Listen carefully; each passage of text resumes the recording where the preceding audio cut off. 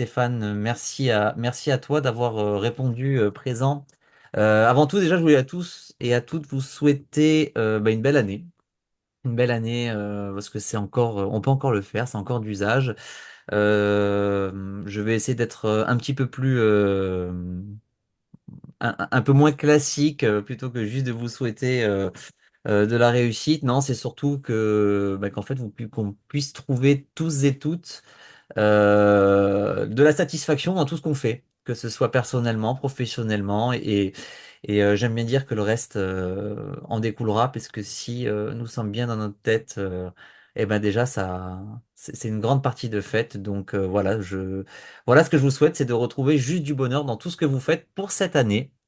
Avant de te laisser la parole, Stéphane, la suite des webinaires que l'on a fait, où le premier, je l'avais animé sur de la pédagogie plus générale. Le second, on avait eu Antoine Chollet, qui était maître de conférence sur l'Université de Montpellier, spécialiste de la ludopédagogie également, qui nous a parlé de manière très généraliste de la ludopédagogie, de ce que c'était, voilà, des grandes tendances qui se dégageaient de manière universitaire. Et quoi de mieux pour nous, les formateurs de terrain, que de passer sur du pratico-pratique. Et donc Stéphane a très gentiment accepté de nous faire part un petit peu de son expérience, de son savoir, voilà, de tout ce qu'il aura à partager avec nous. Je crois que ça va être très interactif, hein, si je ne me trompe pas, l'avantage de la ludopédagogie. Encore une fois, l'idée, c'est vraiment de rentrer dans un créneau d'une heure. On a tous énormément de choses à faire. D'être formateur, ça s'arrête pas juste au face-à-face pédagogique que l'on va faire dans la salle. On a également tout ce qui se passe autour, hein, de préparer nos séquences, de faire nos bilans, voilà, de revoir nos cours. Et donc du coup, on va passer une heure ensemble. Je prendrai 5 minutes sur la fin pour vous présenter des jeux également que j'ai eu, que j'ai promis de présenter ce soir, qui sont des pistes, hein. Alors je les ai eu pendant les fêtes, hein, je vais vraiment les tester là, dans 15 jours sur une formation de formateur. Mais voilà, je prendrai un petit temps pour vous en parler. Stéphane, C'est je parti. te renvoie la balle. Très bien. Voilà, notre ami Olivier est très confiant parce qu'en fait, il ne sait pas du tout ce que je vais présenter, mais il peut me faire confiance effectivement pour que ce soit interactif. Donc voilà, nous sommes partis pour 3 quarts d'heure ensemble avant de redonner la parole à Olivier. Et donc, je vous propose d'avancer. C'est parti. Alors déjà, quelle joueuse ou quel joueur êtes-vous? Est-ce que vous êtes plutôt dans les jeux de coopération et de cohésion? Est-ce que vous êtes plutôt pour l'accumulation, la compétition avec Monopoly, Milborn ou Risk? Est-ce que vous êtes dans l'imagination, l'improvisation? Kaleidos, excellent jeu, très amusant, Dixit ou Time's Up? Est-ce que vous êtes plutôt pour l'immersion, l'investigation avec des jeux comme Unlock et Suspect qui sont des très bons jeux de escape game? Ou bien Loup-garou ou des Murder Party? Ou bien est-ce que vous êtes plutôt dans l'instruction, éducation et effectivement avec du timeline ou du Trivial Pursuit, qui est un jeu qui est très gamifié d'ailleurs. Alors, dites-moi dans le chat, dites-moi la ville dans laquelle vous êtes actuellement et le chiffre de votre réponse, ou les chiffres si vous avez plusieurs. Alors, Émilie, c'est plutôt coopération, cohésion. Passe. Le Puy, Lyon, 1, 2, 3, 4, 5, Anne-Sophie, t'es gourmande. Voilà, Marie-Ève, ça dépend à qui je joue. Oui, c'est vrai, les personnalités avec lesquelles on joue peuvent jouer. Marie-France, 1, 2, 3, 4, 5 également. En Stéphanie, Tunisie, le 5. voilà. Tunisie, 5. Jérôme et 5. Clermont-Ferrand, accumulation plutôt. Ok. Moi, c'est la 4, mais j'arrive pas à écrire. Alors, je sais pas qui c'est, mais moi, c'est plutôt le 4 aussi, hein. Ouais. Depuis tout à l'heure, je voulais à tout prix le dire, mais l'investigation me plaît beaucoup. Ça Moi marche, ok. aussi. Moi, c'est à peu près tout sauf le 2, mais bon. Alors, voilà. Avertissement quand même. La présentation que vous allez voir est gamifiée elle-même. D'accord? Et donc, votre mission, agent 007, est de dénombrer le nombre de techniques de gamification utilisées dans ce diaporama. Pour une fois, malgré votre matricule 00, vous n'avez pas le droit de tuer les animateurs. Merci Olivier, heureusement, nous resterons vivants jusqu'à la fin. Merci. C'est parti. Qui va animer cet atelier pour vous? Alors, j'ai travaillé dans des petites PME dont les logos apparaissent et la belle PME qui arrive, Je bosse, dans laquelle je travaille aujourd'hui, que j'ai créée il y a 4 ans. J'ai fait 23 ans d'informatique, 20 ans de gestion de projet, 15 ans de management et là, ça fait 13 ans que je fais de la pédagogie, beaucoup de ludopédagogie notamment. Et puis, je suis aussi expert LinkedIn pour l'association 60 000 rebonds qui aide des créateurs d'entreprises qui ont déposé le bilan à rebondir. Et puis, je suis aussi barista icebreaker avec un bar icebreaker que j'ai créé avec Frédéric Florent, un collègue avec lequel je travaille assez régulièrement. Voilà pour me présenter, ça me permet de me situer pour celles qui ne me connaissent pas. Alors, pour optimiser notre atelier, nous sommes sur Zoom, donc n'hésitez pas à utiliser le bouton affichage en haut à droite si vous avez téléchargé l'application. Et puis, vous mettez en côte à côte galerie, ce qui permet d'avoir une configuration comme celle-là, où vous allez pouvoir vous voir, et donc comme ça au moins Magali, Isabelle, Cécile et l'autre Magali qui ont allumé leurs écrans, et Anne-Sophie qui allume son écran pourront se voir, voilà. Et puis vous avez la petite tirette au milieu qui permettra d'aller ou bien à gauche pour voir davantage les participants, ou bien à droite pour voir davantage la diapo. C'est bon pour tout le monde? Oui. Alors, c'est parti. Oui, et puis aussi, vous savez, la fatigue Zoom, vous savez, les trois petits points qui sont juste au-dessus de votre vignette, vous pouvez cliquer dessus et puis masquer l'affichage de soi. Comme ça, vous ne vous voyez plus. Donc, regardez bien si vous êtes bien coiffé, bien au centre de l'écran. Et à partir de là, vous pouvez enlever l'affichage de soi. Vous ne serez pas gêné avec votre propre visage. Alors, comment appliquer la ludopédagogie en formation? C'est ce que je vous propose d'évoquer pendant cette heure. Avant de démarrer, quelques notions. Déjà, qu'est-ce qu'un jeu?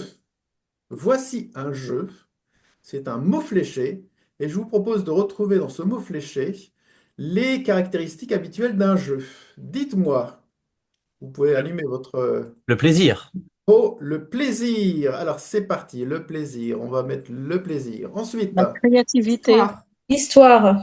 alors attendez, pas si vite. Objectif. Histoire. Oui. Progrès. Progrès. Les Allez-y. objectifs. Chose. Oh là là là là, c'est Créativité. terrible.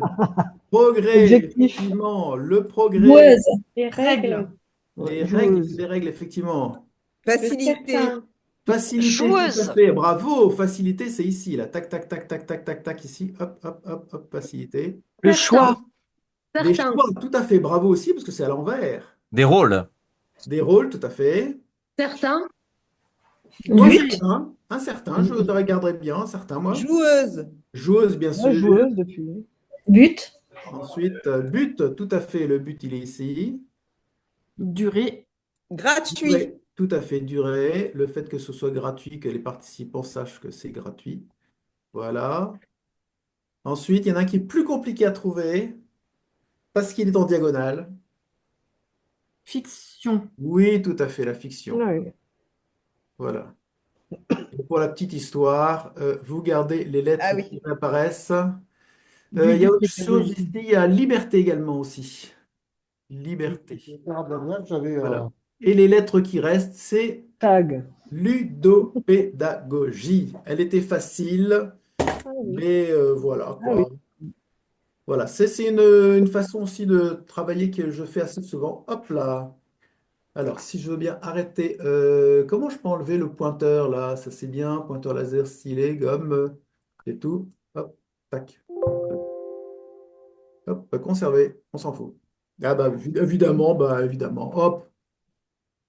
Ok, alors juste pour préciser par rapport à ce mot mêlé, il y a quand même quelques mots qui sont intéressants là-dedans, notamment quand on utilise la ludopédagogie, quand on utilise des mots mêlés, voilà, quand on utilise des jeux en formation, c'est que la liberté, elle n'est pas toujours acquise, puisque parfois les participants qui sont en formation, on les inscrit en formation. Néanmoins, il faut qu'effectivement, ce qu'on leur propose, il y ait des notions qui soient libres et qu'on ne leur impose pas des choses.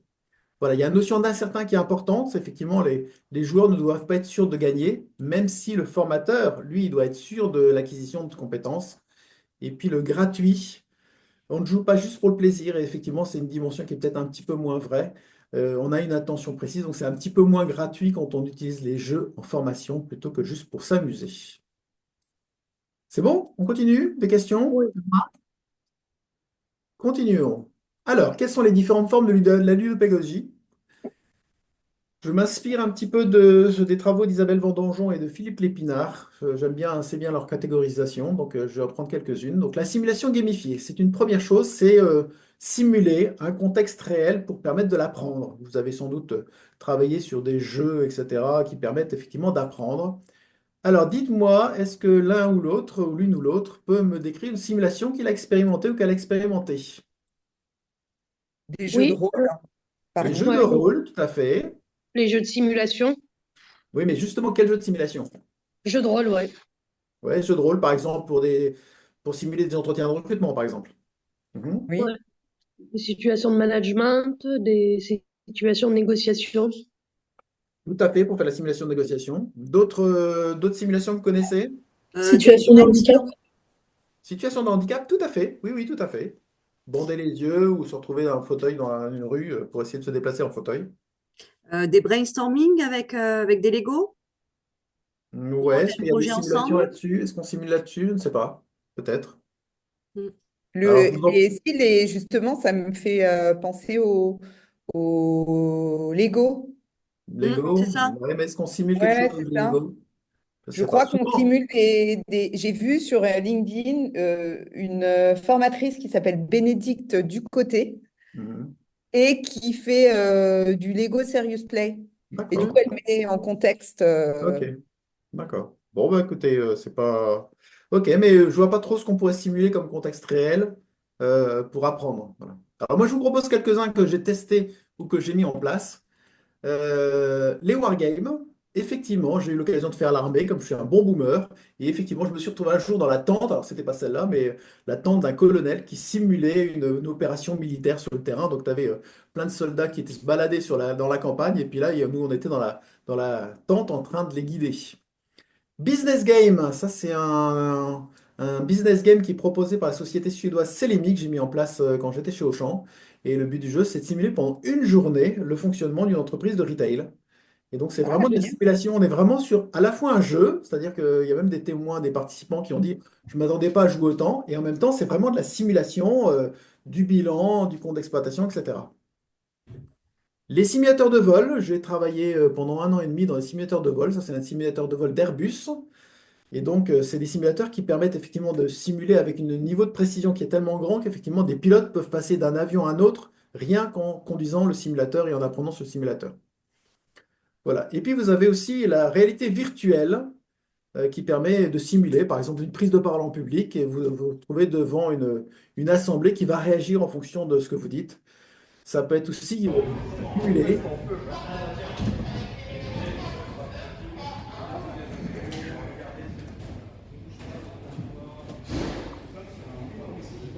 Donc là, nous avons ma camarade Isabelle qui est en train de tester à la fois un simulateur de vol et de la réalité virtuelle, puisqu'effectivement, elle voit à travers ses lunettes ce que nous, on voit sur l'écran. Et c'est assez bluffant parce que quand on se penche, on voit vraiment le paysage en dessous de nous. Donc voilà, ça c'est une catégorie de ludopédagogie. Donc le but du jeu, c'est que la simulation doit reprendre le fidèlement possible la réalité qu'elle simule pour permettre aux personnes de s'immerger effectivement. On retrouve souvent dans les écoles de commerce avec des business games. Ensuite, vous avez le jeu du commerce utilisé sans modification. Alors, je vais vous proposer un petit jeu pour retrouver ensemble des jeux qui, sans modification, permettent aux joueurs d'apprendre. Des questions vont apparaître. La première personne qui connaît la réponse lève la main. Comment lever la main? Eh bien, dans Zoom, vous avez un bouton qui s'appelle Réagir et vous appuyez sur le bouton Lever la main. Vous êtes prêt à appuyer si jamais vous connaissez la réponse? Est-ce Je que vais c'est bon essayer pour de tout le monde? surveiller qui lève en premier Voilà, la c'est main. ça, c'est ça. Voilà. Donc, Stéphane, doit si déjà lever la réponse, la main, donc c'est bon, le je, test. je Tu peux fais, baisser ta main. je vais faire l'arbitrage vidéo pour toi. Voilà. Alors, c'est parti, une seule réponse pour chaque question. Vous êtes prêts? Ouais. C'est Oui. parti. Quel est le jeu de société du commerce qui permet, sans être modifié, d'apprendre comment fonctionne le capitalisme? La Ah, bonne chose. Anne-Sophie. Anne-Sophie Isabelle? Ah, j'ai eu Isabelle, je crois. Monopoly. Monopoly, exactement, bravo. Un mi-choco pour Isabelle et pour Anne-Sophie qui étaient les deux premières. Deuxième question, vous pouvez baisser la main. Deuxième question, quel jeu de société du commerce permet sans être modifié d'apprendre des dates d'histoire? Ah, Émilie, Timeline. Timeline, exactement. Il y en a peut-être d'autres, hein. Quel jeu de société du commerce permet sans d'être modifié d'apprendre à faire du mime? Pictionary. Isabelle, Julie, Ah, Le Time's Up? on a eu pardon? également quelqu'un. Non, mince. Isabelle? Le Time's Up? Time's Up, tout à fait. Il y en a sûrement d'autres, hein. Quand j'étais petit garçon, je jouais au jeu des métiers. Il fallait mimer un métier. C'était Alors, plus sympa. je sais pas qui l'a dit, mais j'ai entendu Pictionary. Ah, c'est Jérôme, oui, qui a dit le Oui, c'est Jérôme qui a Pictionary. marqué Pictionary. Alors, on fait du mime avec Pictionary, on est plutôt sur le dessin. Maintenant, on peut faire un mime-tionary, en fait, hein. Ça peut être sympa aussi, ça. Alors, quel jeu de société du commerce, la question est plus compliquée, là, permet sans être modifié d'apprendre à exprimer ses émotions? Alors, il y a Julie qui lève la main et Jérôme aussi. Jérôme. Jérôme, tu as une idée? Ou Julie? Totem. Totem, ouais, Non, j'ai ouais, ouais. On peut confondu. l'utiliser totem, sans doute, oui, oui. D'autres propositions? Totem aussi pour Pour Jérôme. Jérôme, oui. Feelings? Feelings, potentiellement aussi, tout à fait. Alors, Marie-Ève moi, avait peut-être quelque chose aussi. Emoticard. Emoticards, oui, effectivement, tous ces jeux de cartes, effectivement, permettent d'exprimer en type de photolangage. Alors, j'ai un jeu très précis qui s'appelle Comédie Story, qui n'est pas très connu, où effectivement, le but du jeu, c'est de lire un texte qui est complètement neutre, du genre, il ne faut pas se pencher par la fenêtre, avec une émotion. Et donc, il faut faire deviner l'émotion aux autres joueurs. Et donc, si on arrive à faire deviner l'émotion, c'est qu'on a gagné. Donc, voilà, donc, avec la peur, ça donne, il ne faut pas se pencher par la fenêtre. Voilà, je passe. Je ne vais pas vous faire toutes les émotions, mais voilà, et c'est un jeu qu'on peut facilement détourner d'ailleurs en formation. Il y a un jeu récent Alors, qui ressemble à celui-ci. ah oui? Oui, j'y ai joué cet été. Alors, je vous avoue, j'ai pas le nom comme ça qui me revient, mais on est plusieurs participants à évoquer la même situation avec différents niveaux d'intensité d'émotion. Ouais. Et en fait, le joueur qui joue doit replacer les différentes personnes dans l'ordre croissante Ah, c'est top 10. d'intensité. Top 10. Ah voilà, c'est ça, oui. Mais je crois que c'est Jérôme qui a dû le dire également en ligne, Ouais, hein. ouais, J'ai pas bien entendu, ouais. mais oui. Non, Jérôme a dit Totem, qui est le jeu, celui-là, là. Hop là, celui-là. Ouais, Donc, voilà. totem. Et Top 10, c'est encore autre chose, où effectivement, dans Top 10, on peut effectivement exprimer aussi des émotions. Alors, une question facile pour terminer. Attention, quel jeu radio ou télé permet de développer sa culture générale? Question pour un champion. Question pour un champion, Julie? Pareil. Pareil, Magali? Oui, question pour un champion. Ouais, question pour un J'allais champion. répondre Stéphanie de Monaco, mais bon, Qui c'était hors. qui veut gagner des millions, Qui peut prendre sa place? le jeu des 1000 euros, etc. Enfin bref, voilà, il y a énormément de jeux. Voilà. Donc ça, c'est les jeux du commerce qui sont utilisés sans modification et qui permettent d'apprendre. Ensuite, les détournements de jeux. Donc on peut détourner des jeux. Le jeu dont je vous ai parlé, Comedy Story, on peut très bien le détourner. Je l'ai d'ailleurs détourné avec des cartes, hein. Il y a des cartes qui correspondent à des textes. Donc par exemple, ici, j'ai un texte qui est... alors, n'importe quel jour ferait l'affaire pour moi, ou bien jusqu'au 24 juin, profiter de 10% de remise en caisse, ou bien à mon avis, en moins de 2 heures, tu devrais y arriver. Et après, j'ai des cartes émotions, fierté, inquiétude, colère. Et donc là, le but du jeu, c'est effectivement de tirer une carte texte et une carte émotion et devoir simuler cet élément-là. Donc ça, c'est une façon facile de détourner.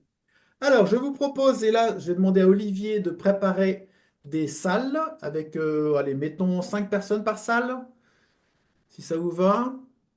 5, 7, ok. Oui.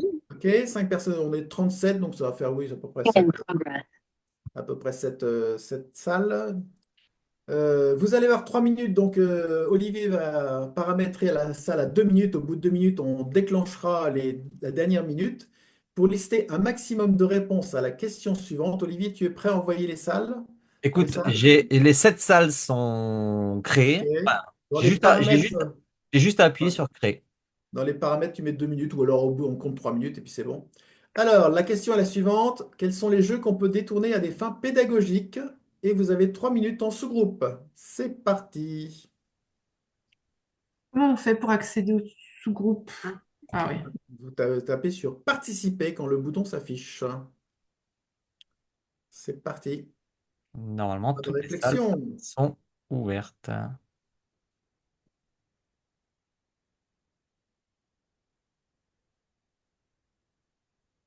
J'ai jamais une minuteur sur 3 minutes. Hop, mais tu l'as là-bas. Oui, oui, j'essaye. Alors, il y en a certains et certaines qui ne sont pas. Parce qu'il y en a qui doivent être sur téléphone ou. Peut-être aussi, oui. C'est peut-être plus compliqué. Bah, sinon, on peut faire une salle avec les personnes qui sont encore là, hein. Vous pouvez allumer vos micros si vous voulez. Frédéric, Farah, Karine, Fabienne, Angélique.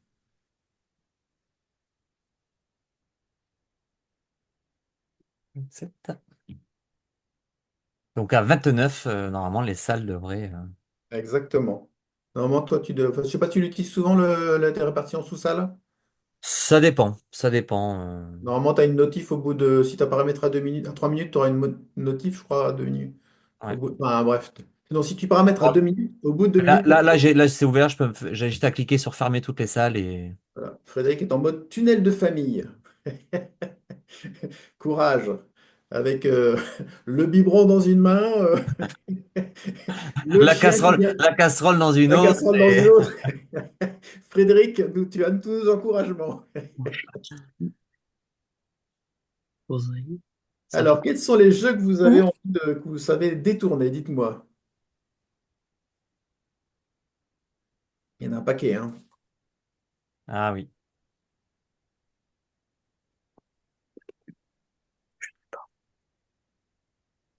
Non, on n'a pas beaucoup. Il me reste une quarantaine de secondes.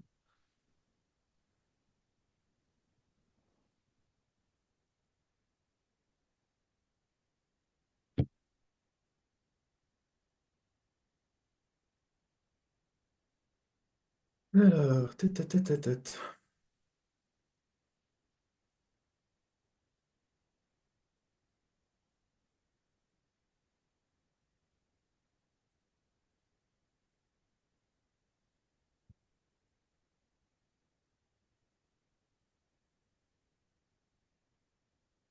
Alors, je suis revenue dans la salle parce que j'avais pas de son, j'avais rien qui se Ah mince. passait. On était trois, mais je sais pas, je voyais deux personnes avec moi, mais sans son, sans rien. Ouais, Ah, peut-être qu'il y a des personnes qui étaient sur. je suis désolé. Ah, sur téléphone peut-être, oui. Eh oui. Ça peut arriver.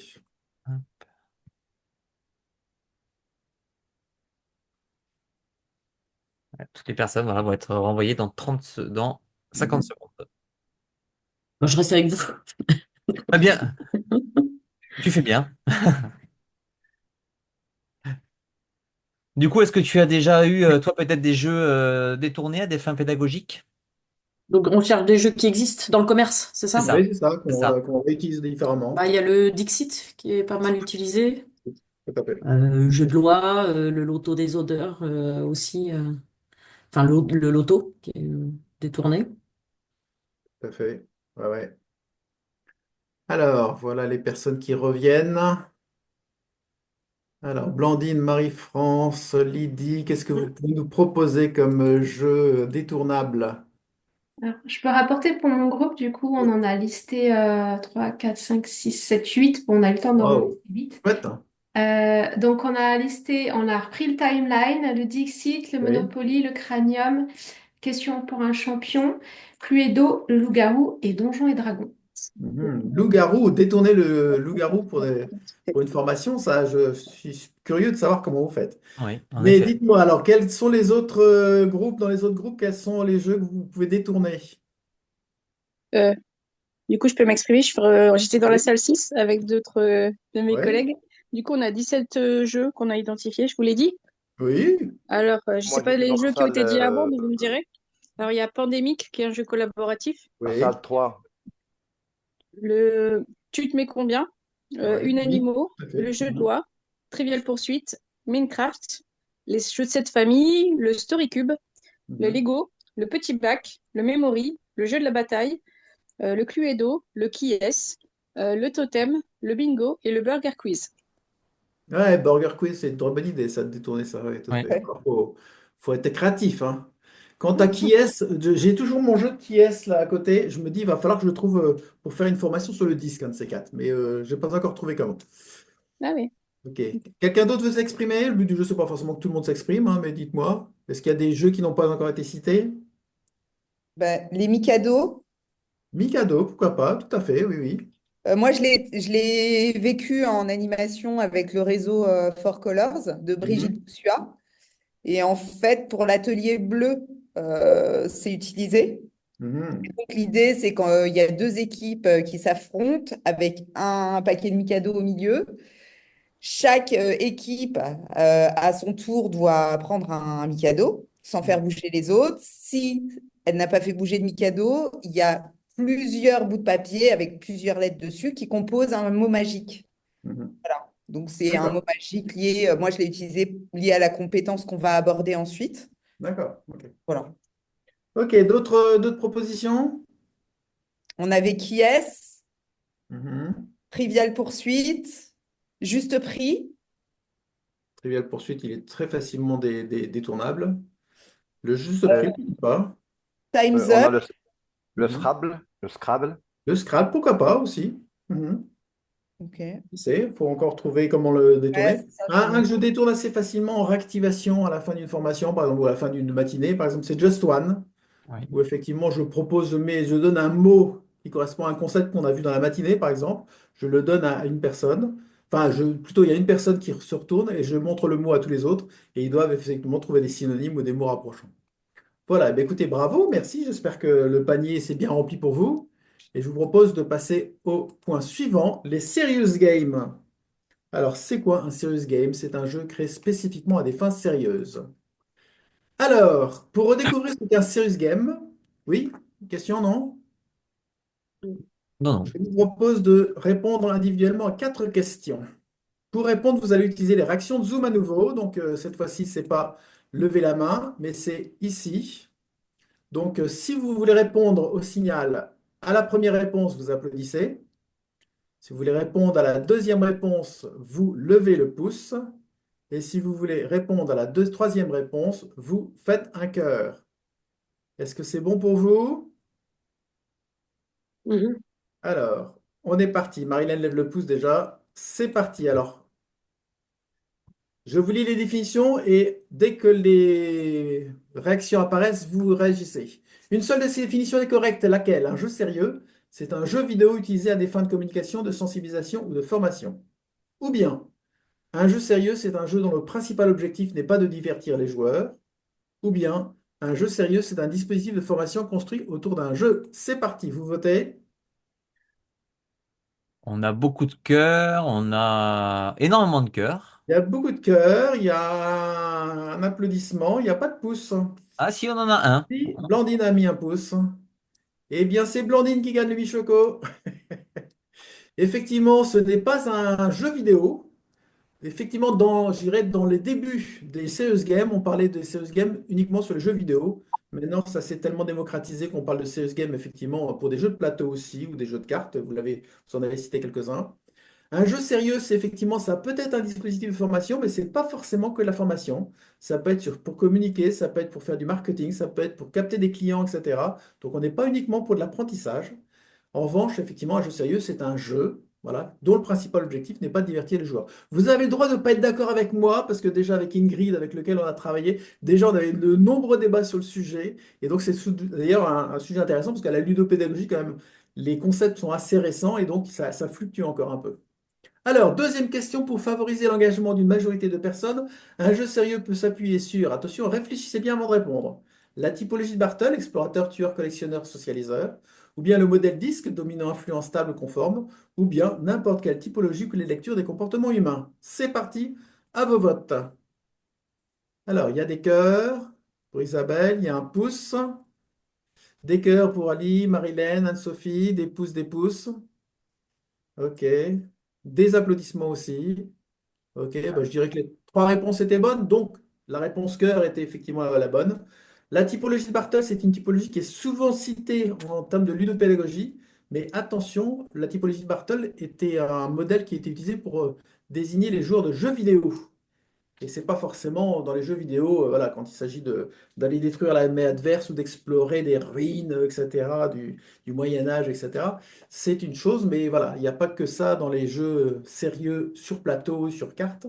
Le modèle disque, ou bien la Processcom, ou bien le Cisem, ou bien les rôles de Meredith Belbin, c'est toutes ces typologies humaines qui permettent effectivement de comprendre comment les gens fonctionnent et se dire que bah, effectivement, quelqu'un qui est bleu disque, très organisé, etc., eh bien, s'il peut accumuler des éléments dans le jeu, bah, ça va lui plaire.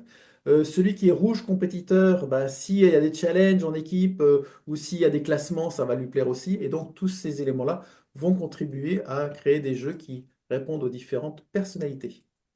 Alors, troisième question. Quelle différence présente un serious game par rapport à un jeu classique? Il est toujours accompagné d'un débrief, une personne est nécessaire pour l'animer, le contenu est plus important que le jeu. Qu'est-ce que c'est compliqué ces questions? Alors, il y a des applaudissements, il y a des cœurs.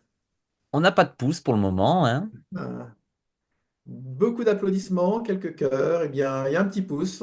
On peut Et du répondre coup, les trois? on aurait pu répondre les trois, mais si on est vraiment très précis et très précis, on pourrait dire qu'effectivement, c'est le un. Il est toujours accompagné d'un débrief.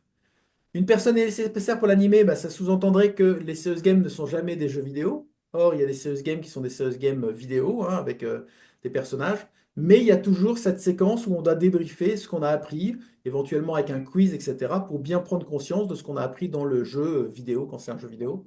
Et puis le contenu est plus important que le jeu, j'espère que non, parce que le but du jeu, justement, c'est que ce soit équilibré pour que ce reste un jeu, mais qu'effectivement ce soit un jeu sérieux. Allez, la dernière question. Quels inconvénients peuvent présenter les serious games pédagogiques par rapport aux formations classiques? Ils peuvent faire oublier l'enjeu de la formation. Ils pourraient à terme remplacer les formateurs. Ils peuvent être plus longs à concevoir. À vous de jouer. Un cœur pour Marilène. Un cœur pour Anne-Sophie, pour Marie-France, pour Ali, pour Marie-Laure. Bravo, effectivement. Il y a des applaudissements. Ouais, je ne suis pas sûr, effectivement. Si le jeu est bien conçu, je dirais qu'ils ne doivent pas faire oublier l'enjeu de la formation. Mais effectivement, parfois, on se laisse embarquer par le côté ludique du jeu, et puis voilà. Il Est-ce pourrait que, être toujours... Oui, est-ce que pardon? Stéphane, justement, ça peut pas dépendre de notre public? Ça peut Euh, dépendre, effectivement, s'il y a des compétiteurs, etc.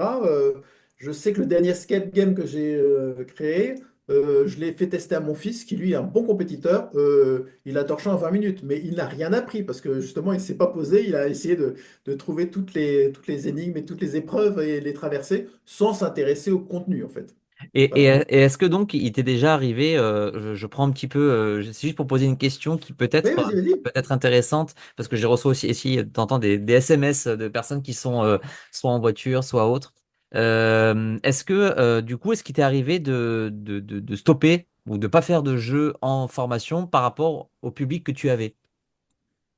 Non, en général, quand c'est prévu. Alors, ça dépend. Si c'est un serious game, ça, forcément, c'est le support de la formation, c'est le véhicule de la Bien sûr. formation. Donc, c'est difficile de pas le faire. Ça veut dire qu'on passe à une autre formation, ça n'a rien à voir. En revanche, en formation, je fais souvent des séquences ludiques, etc., ou de la gamification, on va voir juste après. Mais là, je ne dis pas forcément qu'on joue.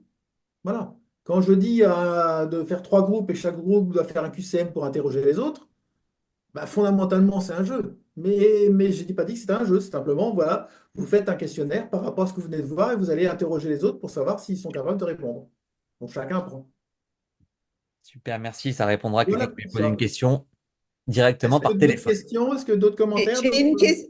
Pardon, Vas-y, je suis Magali. désolée, j'ai une question par rapport à ce que tu viens de dire sur la pédagogie inversée, là, avec Oui. les... Est-ce que du coup, ça peut être une évaluation pour toi, ça? C'est un peu évalué, enfin, c'est une évaluation, c'est difficile pour l'animateur de noter. Mais effectivement, Mm. le but du jeu, c'est ça, c'est de réactiver, d'ancrer les sujets parce que les personnes, le groupe qui doit créer les questions, bah, il doit se Mm. replonger dans la formation et se l'approprier. Et les personnes qui doivent y répondre doivent aussi le retrouver. Donc, c'est un double effet qui se coule, quoi. Mais on Ok. n'est pas sur l'évaluation, je dirais, normée, entre guillemets, où je ramasse les copies à la fin, quoi. C'est Ouais, vrai, mais Stéphane, c'est ça c'est. valable sur Mais il une faut voir. ingénierie. On pourrait essayer. Pourquoi pas? Ouais. Je, Ouais. rappelle-toi, Stéphane, c'était un des points qui avait été aussi soulevé lors du dernier webinaire, de savoir est-ce que le jeu peut servir d'évaluation en formation ou pas. Mm. Et Tout à ça fait. avait déjà suscité le débat, et je pense qu'en fait, ça, encore une fois, ça dépend de comment il est amené et au risque bah, d'avoir peut-être soit d'être trop dans le jeu et peut-être de perdre du Bien sûr. contenu. Voilà. À côté de ça, c'est un peu comme les soutenances de thèse, ce genre de choses. Si vous faites un jeu de rôle pour vérifier que la personne sait bien négocier et trouve les bons arguments, bah, le jeu de rôle peut être un jeu de rôle évaluatif. Je ne sais pas si le terme existe, mais bon, ça peut servir à évaluer effectivement si les personnes ont bien acquis les compétences, etc. Alors, je continue sur les différents types de pédagogie. Le plus simple encore, c'est la gamification ou ludification, mais là encore, je le donne avec des pincettes parce que certains utilisent ludification, ludicisation, enfin bref, etc. Donc, c'est l'utilisation de leviers ludiques à des fins sérieuses. Alors, challenge individuel. Justement, comme cette présentation était gamifiée, combien de leviers de gamification ont été utilisés depuis le début de cet atelier? Voici toutes les diapos qui ont été présentées. Vous le notez pour vous-même et on verra tout à l'heure. Vous pouvez le mettre dans le chat si vous voulez. Je vous donnerai la réponse tout à l'heure. À votre avis, combien il y a eu de leviers de gamification?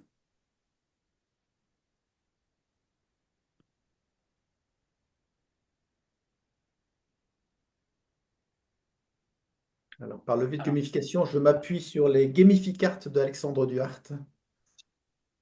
Voilà, 7 On a leviers pour 7, 8. Marie-Hélène, 8 pour Marie-France. Comme Léna, merci Anne-Sophie. 8 comme pour Amélie. Du Ok, coup, du coup, c'est les nains plus Blanche-Neige. 3, voilà. Ok, allez, je vous propose une dernière séquence avant de laisser la main à Olivier. La ludicisation, voilà. J'utilise ce mot ludicisation, voilà, mais c'est encore une fois, c'est des termes que je vois aussi associés à d'autres concepts. Voilà, là, je vous propose que ce soit le détournement d'un objet à des fins ludiques. Et pour reprendre Boris Vian qui disait n'importe quel objet peut être un objet d'art pour peu qu'on l'entoure d'un cadre, moi je vous propose la phrase suivante. N'importe quel objet peut être un objet ludique pour peu qu'on lui trouve une finalité fun. Souvenez-vous, peut-être dans vos cours de récréation, vous utilisiez des osselets. Et au départ, c'était des vrais osselets avec lesquels on jouait à l'époque romaine, hein. D'accord? Donc, c'est pas du tout un truc ludique à la base, hein. Et pourtant, on en a fait un jeu. Alors, je vous propose, on a utilisé tout à l'heure comme levier de gamification objet, entre guillemets, les modes de, toutes les réactions effectivement disponibles par Zoom. Je vous propose de citer maintenant des objets non ludiques qui peuvent être utilisés de façon ludique dans une formation. Donc, dans le chat, on a un ballon et une pelote de laine déjà. Un ballon, une pelote de laine. Tout à fait. Le ballon, ça peut parler, par exemple, pour distribuer la parole ou une passoire. Ah, mais rien, il faudra que tu m'expliques comment tu en fais une passoire. Un totem, pourquoi pas un totem? Un sleeping mask. Euh, la passoire Oui. pour les filtres en communication, les 3 passoires, les filtres. Ah, d'accord. Bien D'accord. vu, bien vu, bien vu. Il y a une boulette de papier, tout à fait. Des M&M's, ah, bien sûr, des M&M's. Des spaghettis, tout à fait, Magali. Des chapeaux, pour les chapeaux de Bono, par exemple, c'est ça? Ok, post-it, des Ah oui, cartes. mais non, le Une challenge petite. des marshmallows. Ouais. Ouais, marshmallow, tout ça, challenge. Oui. Blandine, un feu tricolore, comment tu l'utilises? Bon, c'était juste pour positionner des réponses, par exemple. D'accord, ok. Alors, je vous en propose quelques-uns, mais c'est vraiment pas exhaustif. Quelques exemples, bien sûr, le Marshmallow Challenge. Donc, des chamallows, c'est pas fait pour jouer au départ, ni les spaghettis. Le Egg Drop Challenge, qui est un autre challenge un peu rigolo aussi. Le but du jeu, c'est de faire tomber un œuf de 2 mètres de haut sans qu'il se casse. Donc, vous avez le droit à du papier, du scotch, des pailles, papier crépon, ce que je sais. Une pièce de monnaie. On peut y jouer à pile ou face pour désigner qu'est-ce qui va prendre le rôle du manager et le rôle de l'embauché quand on fait un entretien de, voilà. Un manche à balai, Marilène, peut-être pour faire le bâton d'hélium, c'est ça, non? Ok, Oui, yes, c'est ça. voilà. J'ai aussi utilisé des cure-dents pour travailler la communication. Effectivement, quelqu'un avait ce dessin-là sous les yeux et devait le décrire à quelqu'un qui ne l'avait pas sous les yeux et qui devait refaire la même configuration avec des 10 cure-dents. La pelote de laine, vous en avez parlé. Les M&M's, vous en avez parlé. Et puis, j'ai aussi un jour eu une conférence spectacle avec Vincent Lemaire. Et il était sur le disque et il distribuait des petites pinces à linge de couleur en fonction de ce qu'on répondait. Donc là, j'en ai mis quelques-unes sur mon truc. J'aurais pu mettre du vert parce que j'ai quand même du vert dans mon profil. Voilà, on aurait pu mettre pas mal de choses, hein, il y a pas mal de choses. Olivier, tu voulais dire quelque chose? Oui, Stéphane, est-ce que, parce que lors de la première discussion qu'on a eue, toi et moi, tu m'avais parlé d'une éponge. Ah, tout à fait. Alors là, je Hmm. te le dis, je te le vous le Alors, montre. Je on, lis midi et j'écoute une conférence en même temps. on est en direct, donc j'ai demandé à Stéphane d'aller chercher son bloc d'éponge, non pas pour qu'il fasse Voilà, la ça, c'est des vaisselle. éponges que j'ai appelé acheter chez, vous ne le direz pas, c'est de la pub, chez Action. Je crois que ça doit être 69 centimes les 5 éponges, vous voyez. Donc, inutile de dire qu'en termes d'éponge, ça n'a pas une qualité extraordinaire, mais c'est un excellent carton de vote. Si nous avions été en présentiel, je vous aurais distribué une éponge pour tout le monde. Et puis, sur le côté jaune, c'est que vous êtes d'accord. Sur le côté vert, c'est que vous n'êtes pas d'accord, par exemple. D'accord? Et on peut voter en levant l'éponge. Voilà, ça, c'est une idée de Julian Alvarez, qui est un ludopédagogue qui anime notamment le diplôme universitaire Apprendre par le jeu à Lille. C'est lui qui avait eu l'idée. Voilà, j'ai aussi sorti pas mal. Bon, bref, il y a pas mal de choses qu'on peut utiliser pour Je, ludifier. je, je me permets, il y a Oui. une question dans le chat, c'est on fait quoi avec les M&M's? À Alors, part les les manger. M&M's, Pour dans le cul. quoi? Alors, avec les M&M's, moi, ce que Oui. j'utilise, je peux les utiliser pour faire un icebreaker au départ pour se présenter. Et chaque couleur de M&M's correspond à une question. Par exemple, le bleu, ça va être un film qui vous a aimé. Rouge, ça va être un pays que vous avez visité, etc. Enfin bref, Mm. Ouais, ça moi, je peut... le fais, ça marche bien. Je fais les couleurs de la gourmandise. C'est comme ça que ça. Je l'avais trouvé sur Internet, je crois. D'accord, ok. Hmm. Comme quoi, il y a beaucoup de choses. Ouais, Alors, toutes les techniques que nous pouvons venons de voir, donc à la fois la serious game, la gamification, la simulation, peuvent se mixer. Et par exemple, là, c'est l'un des premiers serious games sur lequel j'ai travaillé avec Sébastien Vout de Quel jeu, parce qu'à l'époque, j'étais chaud au champ, et puis Sébastien était venu nous aider à construire. C'est lui qui avait construit le jeu, en fait. Et moi, j'avais apporté pas mal de compléments. Donc voilà, donc ça, c'est un serious game qui, avec toute la mécanique de jeu que Sébastien avait conçu. Derrière, bah, il y a des détournements de jeu. Voilà, vous connaissez les jeux du post-it où il faut deviner que sur mon Oui. post-it qui est sur mon front, je suis la reine d'Angleterre. Et bien là, on avait des petits panneaux achetés chez Ikea pour la petite histoire.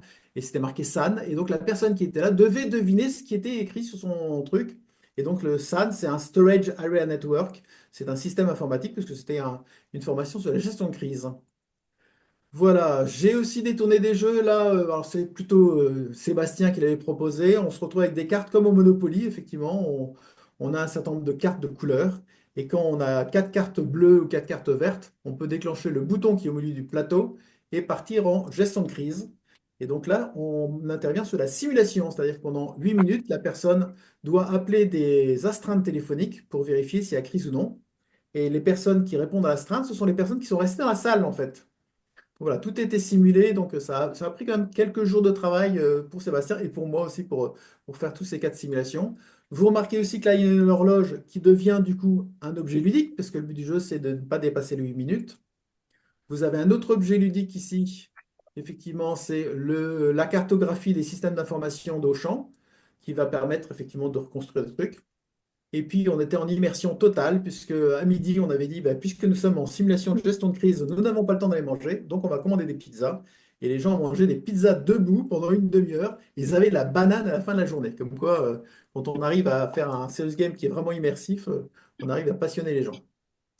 Voilà un petit peu, j'ai presque terminé. Il est 50, c'est plutôt pas mal, hein, Olivier? On est très bien, Eh on est très bien, bien. je vous propose la réponse. La réponse au nombre de leviers de gamification, c'était non pas 7, non pas 8, c'était 13. Alors, Ah, lesquels? Je vais m'appuyer sur les gamificards de notre ami Alexandre. Je vous ai proposé de voter pour le type de joueur ou de joueuse que vous étiez. Puis après, j'ai fait un démarrage simplifié. Puis après, j'ai fait un peu d'humour. J'ai fait une narration. Je vous ai proposé une ambiance sonore avec la musique de Mission Impossible. Je vous ai proposé de contribuer. Je vous ai proposé de vous apprendre par les pairs, voilà, en disant un petit peu ce que vous aviez vécu comme simulation, etc. Je vous ai proposé d'explorer des nouveaux domaines, de collaborer pour travailler, pour produire ensemble, avec une notion de chronomètre. J'y avais une notion de concurrence, va être la première ou le premier à lever le pouce ou je sais pas quoi, une notion de challenge, et puis des barres de progression, parce que quand on voit un menu comme ça, et moi j'aime bien afficher au fur et à mesure l'avancement d'une formation, ça permet aux personnes qui sont plutôt bleues, organisatrices, etc., de se dire, bah voilà, je sais où j'en suis, je sais comment j'avance et je sais où on va. Et donc, mine de rien, ça peut être important pour certains des apprenants. Voilà pour moi, j'en ai fini. Si ça vous intéresse et que vous êtes dans le coin de Toulouse mardi et mercredi, ces trois sujets-là feront l'objet d'un atelier spécifique de 2h30. T'as eu match fini? Voilà. Et puis sinon, je laisse la parole à notre ami Olivier. Alors, il y a encore des questions dans le chat. Merci à toi. Quelles sont les références de ces cartes? Les dernières, je pense que tu as montré pour définir le nombre de gamification que tu as utilisé. Alors, les cartes, c'est les Gamificart. Alors, ça, c'est pas ça, c'est l'ancienne version. Donc, elles s'appellent Gamificart. Je les mets en grand. Voilà, le nom, c'est celui-là. Elles ont été créées au départ. Ça, c'est la version V1 qui a été créée par Alexandre Duhart il y a quelques années. Il en a fait une version V2 avec Michael Bureau, ces deux ludopédagogues. Donc, voilà, qui ont créé l'agence Feedback, qui est une agence de gamification. Voilà. Oui, merci à toi. Alors, déjà, est-ce que vous avez est-ce que vous avez des Question? questions peut-être pour Stéphane, des choses que vous voulez partager avec nous sur des expériences, des choses que vous avez fait, mises en place? J'ai une question. Stéphane, tu parlais du modèle disque. Oui. Est-ce que c'est possible de trouver les corrélations entre le modèle disque et par exemple le modèle de Bartle ou... Il y a des corrélations, tout à fait. Je vais essayer de faire une correspondance, mais qui est... La caractéristique, c'est que les modèles de personnalité n'ont pas toujours les mêmes leviers. Voilà. Donc, le modèle de Bartle, c'est vraiment pour spécifier des joueurs. On est plutôt sur le comportement des joueurs. Donc, on peut le rapprocher du disque. J'imagine bien qu'un killer, il va être assez proche du rouge. D'accord? Le socializer, il va plutôt être proche du vert ou du jaune. Voilà. Donc, il y a des recouvrements. Je dirais qu'il n'y a pas de bijection entre chacun, mais il y a des recouvrements. Mais on va retrouver ces couvrements avec l'énéagramme. L'énéagramme, on va par exemple avoir le type 8, par exemple, il va plutôt être killer. Voilà. Le type 2, il va plutôt être socialiseur, etc. Le sixième, c'est pareil, les rôles de Mary Belleville, la processcom, enfin voilà. La réalité humaine est toujours la même, mais elle est modélisée par des modèles différents. Et donc voilà. Donc moi, j'aime bien utiliser le modèle sixième parce que c'est un modèle qui est basé sur les motivations des personnes. Donc du coup, mais effectivement, on peut. D'ailleurs, c'est pour ça que le disque a été complété avec le WP Mode. Enfin bref. Allez, j'arrête là parce que sinon, on pourra en parler des heures et on pourra encore faire une formation de journée sur le sujet. Comment, le système, comment ça s'écrit? SISEM. D'accord, parfait, merci. Donc, c'est celui que j'utilise, qui est un petit peu plus complet, qui reste encore assez simple par rapport au disque, parce qu'il a 6 dimensions. Très bien, merci à toi. Alors moi j'avais promis que je parlerai également d'un kit de survie qui avait été créé. Alors peut-être que certains en ont déjà entendu parler. Il a été fait par Sylvain Humeau, que vous pouvez également retrouver sur LinkedIn, qui a créé son. Alors je vais essayer de le mettre. Je ne sais pas si vous allez le voir ou sinon, bon, je vous le mettrai. C'est vrai qu'avec le Faut le mettre fond. à la place sur ton visage, faut le mettre. Ouais, je vais le mettre sur mon visage. Non, même pas, même pas. Comme ça. Non, même Ah, pas. si, Ah, ça y voilà. est. Donc c'est le kit de survie qui a été créé. Alors à l'intérieur, vous retrouverez pas mal de petits jeux euh, Arrête. qui, qui se présentent tous sous forme de cartes. Donc on a les jeux sur des méthodes pédagogiques, par exemple, des jeux de icebreaker avec le jeu des métiers imaginaires. On a sur Toc Toc la formulation des objectifs pédagogiques sous forme de cartes avec des petits jeux. Alors après, sous forme de challenge que vous pouvez faire. Alors, il y a toute une méthodologie ajoutée. Il y a sur la conception d'une formation. Il y a sur l'évaluation de la formation. Voilà. Donc, moi, je l'ai pas encore. Je suis encore en train de l'explorer. C'est assez complet. C'est assez complet. C'est une bonne source peut-être pour commencer si jamais on n'a pas de voilà, on essaie de se lancer dans la ludopédagogie. Voilà, c'est une bonne base. Voilà, On, c'est à voir, c'est on à peut avoir tester. les références dans le chat parce que moi, ça m'intéresse beaucoup ce petit kit-là, Oui, bien sûr. Alors, je vous le mettre s'il vous tout. plaît. Oui, S'il non, vous il n'y a pas de plaît. souci, hein. Je vais vous mettre surtout son nom et à la limite, vous pourrez hop, aller le contacter. Donc c'est Sylvain Humeau et c'est un kit de survie pour formation de formateur. Voilà, donc alors il faut se l'approprier, hein, je pense, encore une fois, et peut-être que Stéphane, tu me contrediras pas, pour chercher un petit peu de tout ce qui se fait dans la ludopédagogie, je pense que les jeux doivent aussi être en lien avec la personne qui l'anime. Peut-être faire un copier-coller sur quelque chose qui existe est peut-être plus compliqué, mais c'est une bonne base. Voilà, donc c'était pour vous en parler.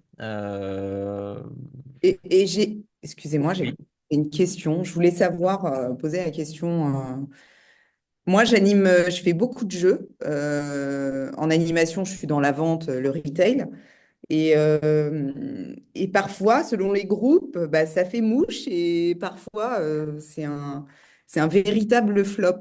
Donc je ne sais pas si ça vous arrive aussi, ce genre de situation, mais Bon, alors moi personnellement, alors oui, c'est pour ça que je posais tout à l'heure la question à Stéphane. Moi par exemple, il y a juste avant les fêtes, j'étais sur un groupe. Bon, alors finalement je l'ai su qu'après, mais ils avaient fait leur soirée de fin d'année la veille au ouais. soir. Donc j'ai voulu commencer par du jeu, ça a pas du tout marché, mais c'est qu'en fait ils étaient pas du tout dedans. Et j'ai eu l'effet inverse à 14 heures où finalement ils étaient trop dans le jeu et ils se dépêchaient plutôt de répondre. Alors c'était un caout, hein, très simple, hein, c'était juste pour se relancer. Et au final, c'était plus contre-productif qu'autre Mm, chose. mm, Voilà.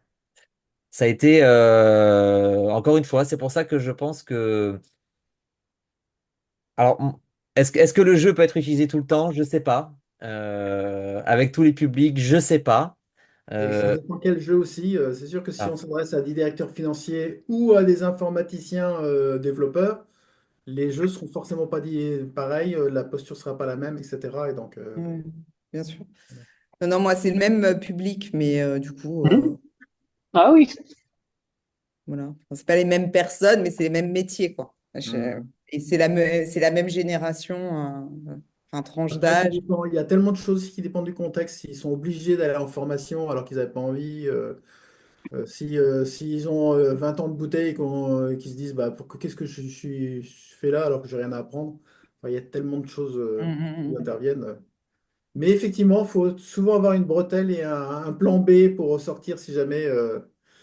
Ou bien, comme j'ai dû faire une fois, à un moment, on dit, bon, stop, je pose mon stylo, mon marqueur, c'est pas la peine de continuer la formation, on va poser, c'est quoi votre problème, qu'est-ce que vous avez, de quoi vous avez besoin, etc. On Hmm. va perdre 10 minutes pour faire ce que j'appelle une purge. Puis une fois que tout le monde aura dit son aigreur, etc., parce qu'ils sont fatigués, etc., hop, ça va redérouler naturellement, parce qu'on a recréé la cohésion, en fait. Mm, mm, mm. Stéphane, j'ai vu que tu avais également mis un autre lien pour une boîte utile pour Tout à les jeux. fait. Tu peux nous en parler 2 minutes? Eh ben oui, c'est Sébastien Wood justement avec qui j'avais travaillé, qui avait rassemblé en fait plein de modalités, notamment par Ah exemple non, on va dîner. le, C'est un webinaire, donc. notamment le stylo collaboratif, où effectivement vous voyez un rond avec un stylo et puis chacun a une ficelle et puis on doit déplacer le stylo ensemble, en équipe. Et donc, il a mis en place justement plein de modalités. Donc, il y a tout un jeu de cartes dans la boîte et pas mal de modèles il y a des cartes de jeu, il y a des petites tablettes de couleurs, il y a le stylo collaboratif, il y a pas mal de choses. Donc, c'est une boîte qui contient pas mal de matériel et plein de modalités d'animation ludique avec le mode d'emploi. Et c'est plutôt pas mal. Nous, chez Auchan, on en avait acheté une boîte pour notre équipe de formation. Super, mais merci. Voilà. L'idée, c'était vraiment de profiter de cette heure pour partir sur des choses très pratico-pratiques et je pense que tu as parfaitement répondu à la demande et je tiens à t'en remercier grandement, Stéphane, pour ton professionnalisme et ton expertise dans la chose. Voilà, on a eu Monsieur Chollet en décembre. On était plus sur du conceptuel et du théorique. On est passé sur du pratico-pratique. Je pense que les deux se marient parfaitement. Et donc, merci. Et voilà, donc on s'était dit 1 heure. Ah, il y a des gens qui Oui. vont venir te voir à Toulouse, Ah bah Marie-Ève, oui, Stéphane. absolument. Oui, oui. J'en suis Euh, ravi. on s'était dit 1 heure, on a respecté le timing. Si tu veux qu'on fasse diffuser des informations par la suite, Stéphane, par mail, avec grand plaisir, on pourra le faire. Merci à tous. Et puis voilà, donc on pourra se retrouver très prochainement pour un nouveau webinaire, voilà, sur d'autres facettes de la pédagogie. Très bien, merci Olivier de m'avoir invité et merci à toutes les personnes d'avoir contribué, participé, souri et bonne expérimentation à vous dans les prochains jours. Merci à tous. Oui.